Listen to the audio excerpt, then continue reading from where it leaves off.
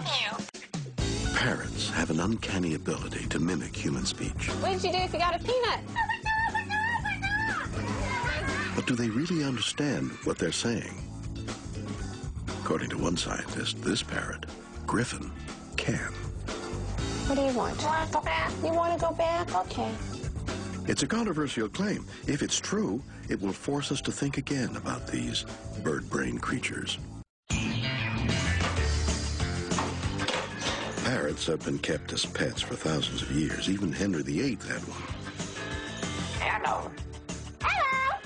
Hello. What's your name? Their owners say that parrots behave like eternal toddlers. I can see you.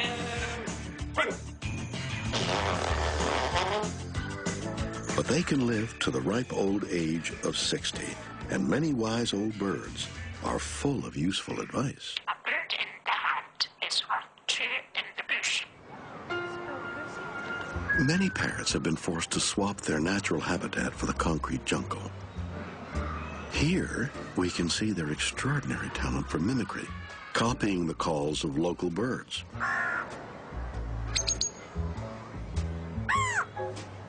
And predators.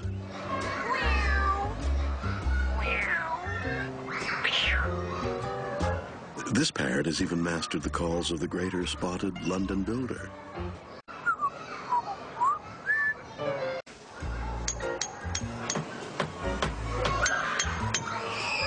In spite of this extraordinary ability to mimic the sounds around them, we still think of parrots as simple creatures. The phrase, parrot fashion, means learning without understanding.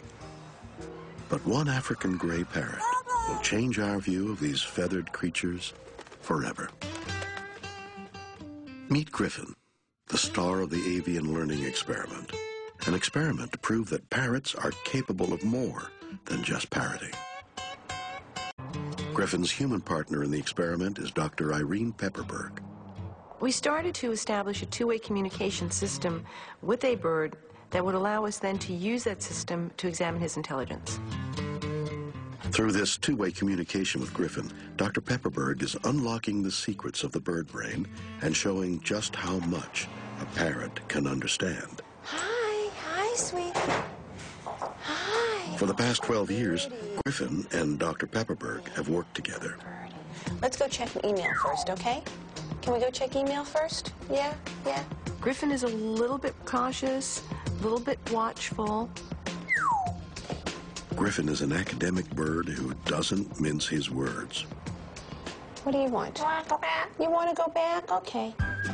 He means what he says, and he says what he means. We're going to do some matter, okay? Tell me what matter? Paper. Paper, that's right. Good birdie. There you go. Dr. Pepperberg's simplified language uses the minimum number of words possible. So instead of asking, what is this made of, she asks, What matter? Woo! Good boy. Griffin can also understand abstract concepts and even has the ability to use numbers. Now listen. How many? 4 is right. Good boy.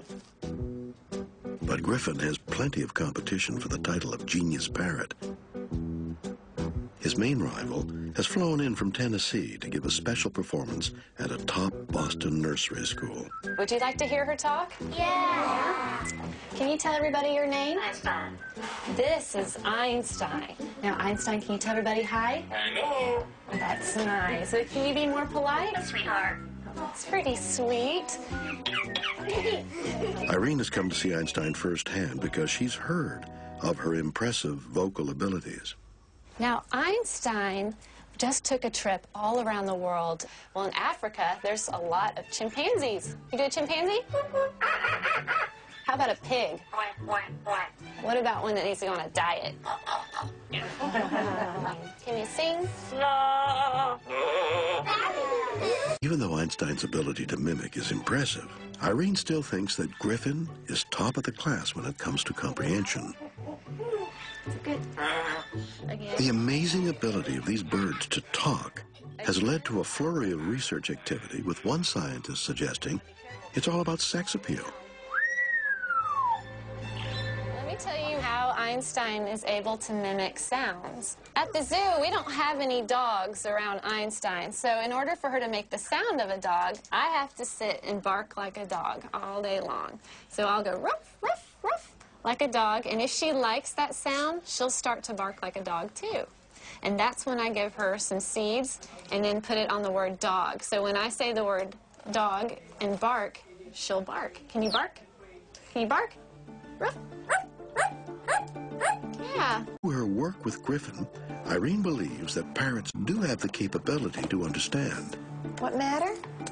Paper. Paper, good parrot. Recent studies have revealed that this language ability is because both parrots and human brains have similar connections. But one question remains. Do parrots understand the words they've learned to repeat? For the last 30 years, Dr. Irene Pepperberg has been trying to find a definitive answer. She has developed a special way of training the parrots so they don't simply learn to repeat a word, but hopefully learn its meaning too. What color? Yellow. Good boy. But for any student, there's always plenty to learn. Tell me what number? No, what number? No. What number? Corner. No. Okay, maybe we'll bring a student in and we'll show some modeling of how we teach you your numbers. How would that be? Okay? Irene uses what's called the model rival technique. Parrots get very attached to their owners and very jealous when they're ignored. The model shows Griffin what the right answer is, but they are also the rival for Irene's attention. What number? 8. 8, you're right. You get the 8. 8. Birds are watching this. Weird noise has mediated transfer of object. This is something they pay attention to. What number? No. So we show the bird that not any weird noise means transfer the object. And then I get another chance and I get it correct. What number? 8. 8. Oh, Good. 8. Oh, it's fun. It's an 8. Do you remember 8? To win Irene's attention back, Griffin must answer the question correctly. Dr. Pepperberg's research began 30 years ago with a parrot called Alex. You're a good boy. Over the years, Alex picked up over 100 words and could clearly understand concepts of color, number, and shape. What is it? Rock. Good boy. That's right. birdie. Alex, what toy? Nail. Nail, that's right, you're a good birdie. What color? Yellow. But sadly, Irene's 30-year collaboration with Alex came to an abrupt end. Okay, you be good. You be good. Okay, I'll be in tomorrow. I'll see you then. After their normal routine of study and play, Irene put Alex into his cage for the night. I love you. These would be the last words she would hear from her fellow researcher. The night of September 6th, unfortunately, he became, as the Monty Python skit says, an ex-parrot. Stories about Alex's sad demise appeared on national television and in papers across the globe. He had his obituary in The Economist, which is, unheard of for an animal. With Alex, Irene had clearly demonstrated that a parrot could not just repeat, but also understand abstract concepts. We don't know if Alex is unique or not. We doubt it. He really was an off-the-shelf parrot. But for 15 years, he was an only parrot. And people were with him, 8 to 12 hours a day, treating him as you would a toddler, but talking to him, describing what they were doing, labeling everything they handed him. Well, the work with Alex really made us redefine the way we think of the term bird brain. Irene's critics have suggested that perhaps Alex was a freak of nature, and to really prove her research, she will have to repeat her findings with another bird. Birdie, yeah. So now Griffin has a chance to prove not just his own intelligence, but to stand up for the intelligence of all African gray parrots. And already, at the tender age of 12, he has mastered many of the key concepts in Irene's training program. Griffin has proved he has the capability of a 3-year-old child. Impressive for an animal with a brain the size of a walnut. Griffin has held his own against the nursery school children, and by proving his intelligence, made a stand for his whole species.